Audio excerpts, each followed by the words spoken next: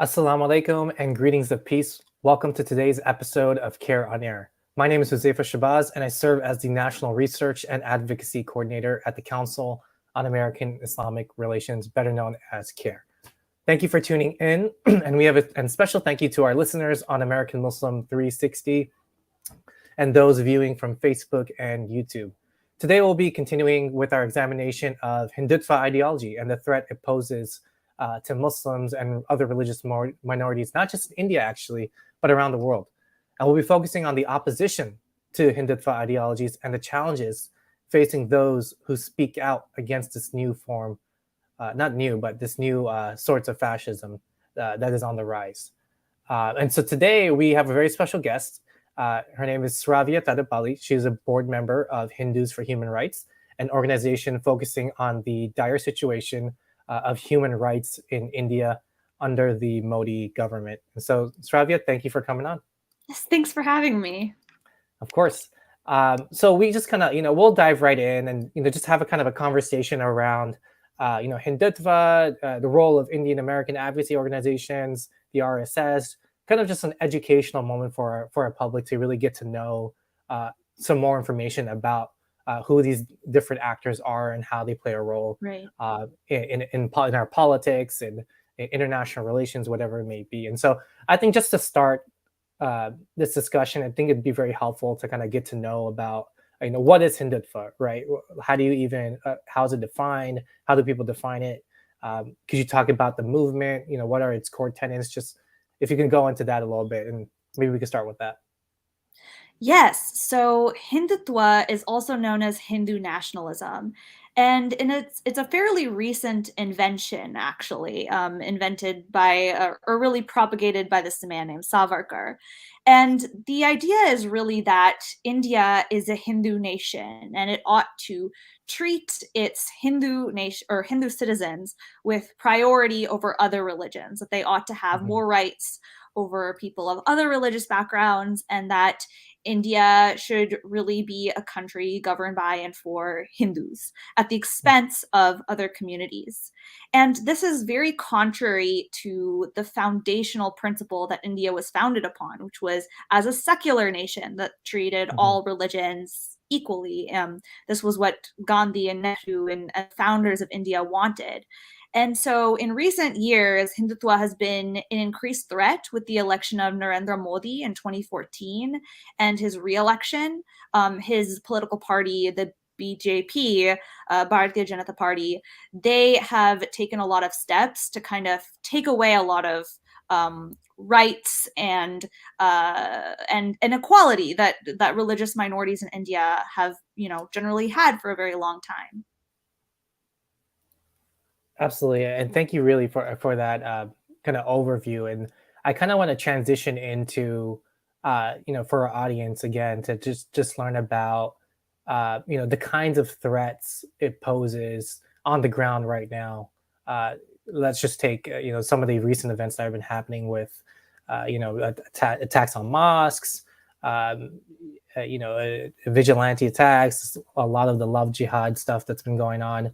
So can you talk a little bit about, how does Hindutva really manifest itself, and not just for Muslim, other religious minorities too? Yeah, so one of the unfortunate repercussions of Hindutva politics is it's had a ripple effect on society as well as in policy. So, in terms of the local level, what we've seen since 2014 is that there's been an increase in these mob lynchings against Muslims and also Dalits and anyone who is suspected of eating beef or killing a cow. They'll be like, and with no evidence whatsoever, just some maybe WhatsApp thing, or someone just wants to take vengeance on somebody, and they'll go out in mobs and they'll kill people. There's a lot of this violence against people just for suspecting that they might have eaten beef or something like that. And then what we've also seen is a policy shift to where certain laws, for example, recently the Citizenship Amendment Act passed in 2019, and that's a law that would have allowed basically people from Pakistan, Bangladesh, and Afghanistan to get a fast track to citizenship in India if they were, leaving because of persecution, and it gave that to all religions except for Muslims, which is a clear violation of the secular Indian constitution, literally Right. excluding a religion from having the same rights as everyone else in the country. Mm. And what we're also seeing is love jihad, as you mentioned, this conspiracy theory. There's a massive conspiracy theory being kind of spread in right-wing circles that Muslim men are trying to like kidnap and marry Hindu women to convert them to Islam, and this is not true. There's no evidence of this, but states like Uttar Pradesh, it's passed a law recently that it's basically criminalizing people for deciding to marry someone of a different faith, and it's going after a lot of Muslim men, almost all Muslim men, who are marrying non-Muslim women. Right. So those are a few examples. Yeah, and thank you for sharing that. And I'm really curious into kind of learning about, we know about Modi's role in the Gujarat riots in the early 2000s, and so I'm just interested in how did we really get here in terms of Modi's rise? What really paved the way for his rise? What had happened in kind of Indian politics in your perspective, in your opinion, that really gave that rise to Modi and the BJP party? Yeah, in my perspective, India has changed a lot in the last 10 years. And I think part of this is sort of a circular thing, like the BJP has caused some things, and then other things have sort of pushed the BJP forward.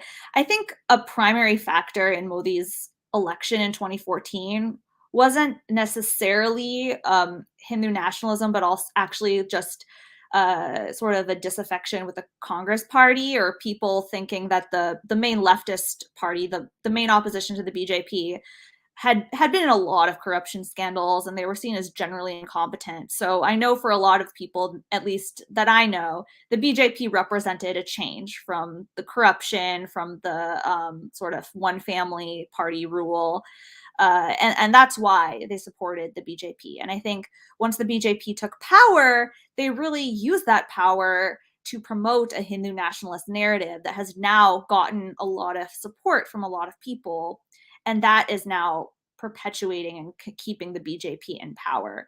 So I think that this nationalism is sort of partially a cause, but also partially an effect of the BJP being elected.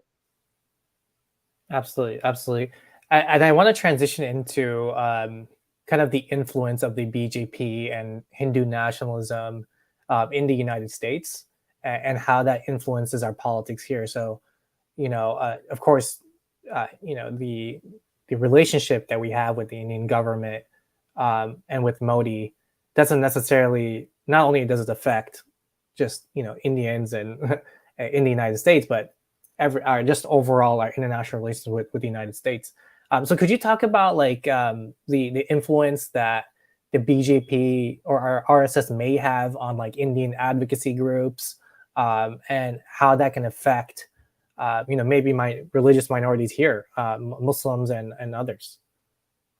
Yeah, so the BJP has definitely made inroads into the United States, and there are some groups that are directly linked to the RSS and BJP, and some groups that aren't directly linked necessarily, but they receive funding from groups that also support RSS affiliated organizations, or they're supporting policies that are supported by the BJP.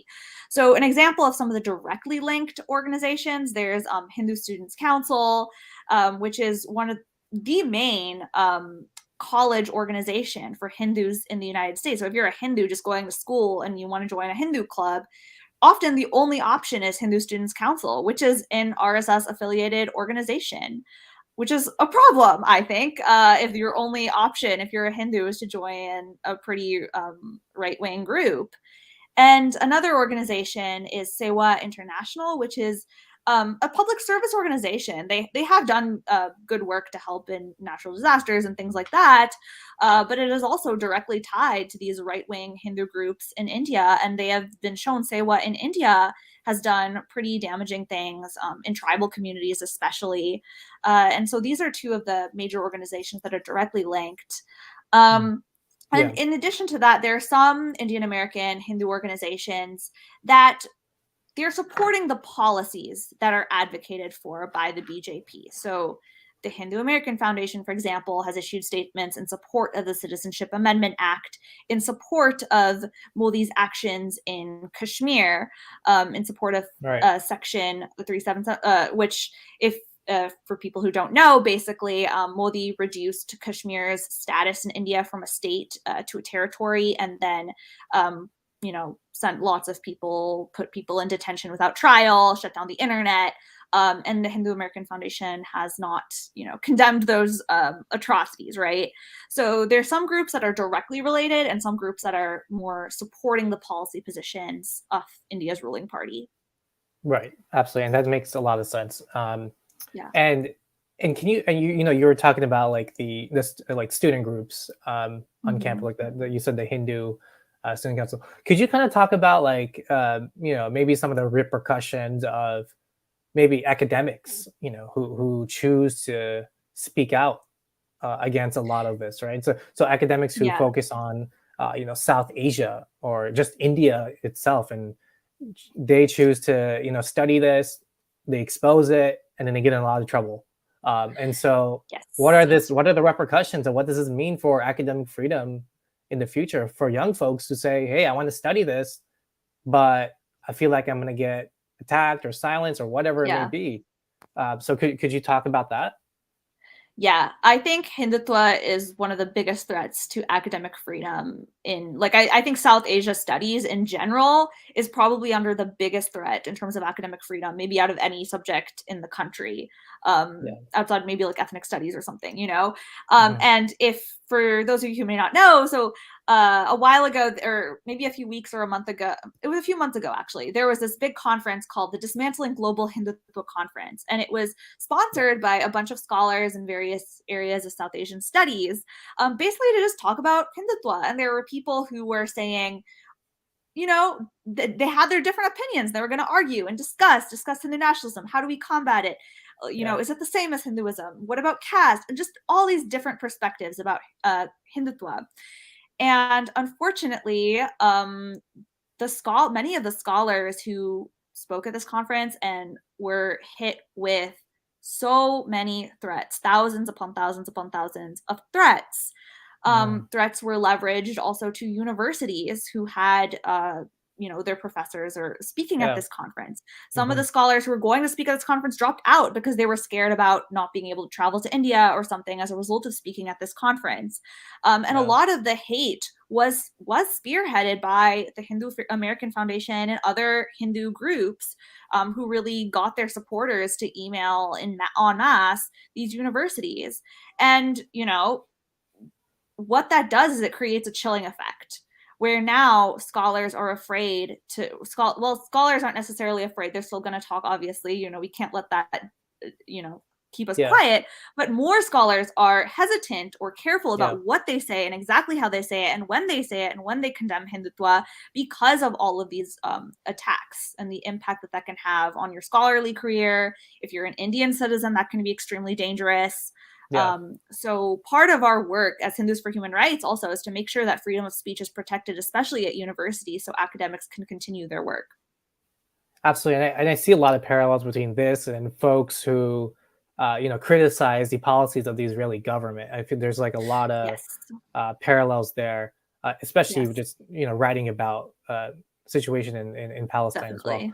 Definitely. And so yeah, it's fascinating, because you would think, in 2020, almost 2022, we would respect differences of opinion. It's interesting because you have folks on one side who stand up for, mostly conservatives, who are saying that you need to respect freedom of speech. And then when we talk about things like murder, kidnappings, rape, into nationalism, now we can't talk about it, right? Right. And it's just it's mind-boggling. Yeah. Um, but thank you for sharing that, and I want to kind of transition into like the what so the let's just kind of talk about maybe the Biden administration, and maybe Yeah. what are some of the things that he can do to kind of put pressure on the Modi government to really respect human rights of religious minorities, um, it's easy to say just don't cut all ties with India, but what Yeah. are some things that maybe the Biden administration can do to really urge Modi and his government to respect human rights, and if that requires cutting ties, Yeah. then maybe. Well, I mean, I wouldn't say that we need to cut ties with India. As someone Yeah, who is, very, I care a lot about India, and I don't think cutting sure. ties with India is good for either the U.S. or India. But there Yeah, are definitely tools in the toolbox that can be used to put pressure on India. For example, freezing the assets of government yeah. There officials you go. who have been shown to be violators of human rights. For Yeah, some reason, we're okay with putting sanctions on India or in countries if they, buy arms from Russia, which India did. I don't see why we can't do that when they're, egregiously violating human rights. yeah, Putting them on the list, unfortunately, it didn't happen this year, but putting them on the list of countries of particular concern, yeah, which is a State Department list of countries that are violators of religious freedom, could be a yeah, step in just raising the global awareness of the situation in India. And other steps that I think are a little bit more likely to happen are the House just passed creating the special envoy on Islamophobia. yeah, Like that's something that could really bring a lot of awareness to the situation in India for policymakers in the US and globally, and also put a bit more pressure on the Modi government. There's a yeah, lot of areas that the US is trying to cooperate with India right now, for example, on climate change. So it's definitely a situation that I understand is politically challenging, right? But I think that India is the largest democracy in the world, or has been for a long time, and we can't let that backslide. As Indian Americans, I feel like we have a special obligation, as citizens of the yeah, nation, of the most powerful nation in the world, with ancestry and the largest democracy in the world. We have a special obligation to make sure that it yeah. continues to be a strong democracy. And I agree with you. I feel like there's enough tools to kind of use at our disposal to urge the Modi government to respect human rights and more that Biden can really do. I mean, like I agree with you, not cutting ties, but just using the tools that we have at our disposal to put the necessary pressure. And I was very actually surprised because we do follow a lot of the CPC reports, and we didn't see India on there. Yeah. However, there was an Al Jazeera article uh, that kind of talked about this, and I think one of the folks who work at USURF came out and said that this is something that needs to be done in Yeah. terms of the designation for India. Um, okay, great, and I think for in terms of how can we just ordinary folks, right? Like what can we do to kind of uh, what kind of pressures um, what kind of resources, what can we do, just like ordinary folks, to kind of raise awareness about Hindutva and being able to kind of like tackle that on the ground? What are some of the resources we have in the community? Just kind of Yeah. opposing Hindutva and just raising awareness about that so folks are aware. Yeah. So I think one thing that I think is important to just recognize, I think, um, is that Indian people will ultimately decide what their government is, right? And we can't necessarily, we shouldn't dictate, like, or try to, necessarily determine what that looks like for the Indian people, right?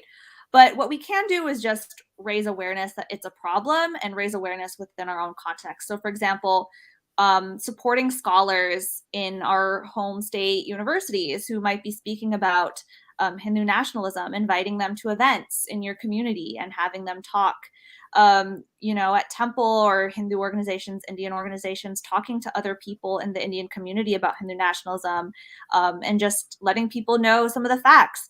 I mean, one of the interesting things about this recent study that came out from the Carnegie Endowment for International Peace is that 53% of Indian Americans believe that Hindu majoritarianism is a threat, Yeah, to India. And 40% of Hindu Indian Americans believe that. So actually, there's this kind of narrative that, like, oh, all the Hindu Indian Americans are like pro Hindutva, but it's actually a very contested issue in our community. If yeah, 40% believe that it's a threat, that means that there's still a lot of people, who could be brought to that side, of thinking that's a threat and actively combating it. and a lot of people Yeah. who already are worried and concerned. So I think really talking in our own communities, if you are Indian American or Hindu American, or if you're not, letting other people know about the issues can really help when there is legislation happening to really push that forward. Absolutely, well said. And maybe this is just the last question for you, Sravya. Can you Yeah. talk a little bit about Hindus for Human Rights, the kind of work you guys do, and how we can support y'all? Yes. So Hindus for Human Rights is a nonprofit organization. We're based in the US, but we also have people who help us out in the UK, in India, and Australia to do our work. And we really try to promote a progressive vision of Hinduism and what it can be. And we also try to combat caste and Hindu nationalism. And we do this both through advocacy work in the legislature, as well as departments and agencies, and we also do that at a grassroots level. So in local communities and states, we wrote a lot of responses to, for example, universities who were facing a lot of flack from HAF. And so we wrote to them saying, you're good. This is not anti-Hindu to talk about Hindutva. So we do a lot of that kind of work to combat the Hindu nationalist agenda in the United States, and also hopefully having that effect in India. Well, thank you so much again. That was perfect, Sravya. Thank you again, and we would love to have you on and talk about more issues in the future. And we've dropped actually the link in our comments sections for folks to learn more about your organization. So thank you again for coming on, and we look forward to hosting you again on CAIR on Air. Yes, thank you so much for having me. Of course. And thank you to all our viewers. And CAIR on Air runs every Thursday at 3 o'clock Eastern Time. And we'll be announcing our next program early next week. And until then, Assalamu alaikum and take care.